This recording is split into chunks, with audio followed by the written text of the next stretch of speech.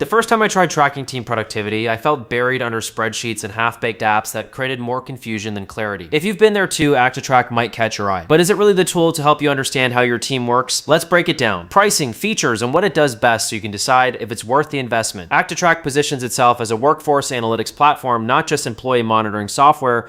Instead of spying on your team, it's built to show how work actually gets done, what's productive, what's distracting, and how balanced workloads really are. Sounds promising, right? The real story is in the plans. Let's go through them. Imagine managing a remote team across 3 time zones. Some employees are thriving, others are burning out, and a few are quietly disengaged.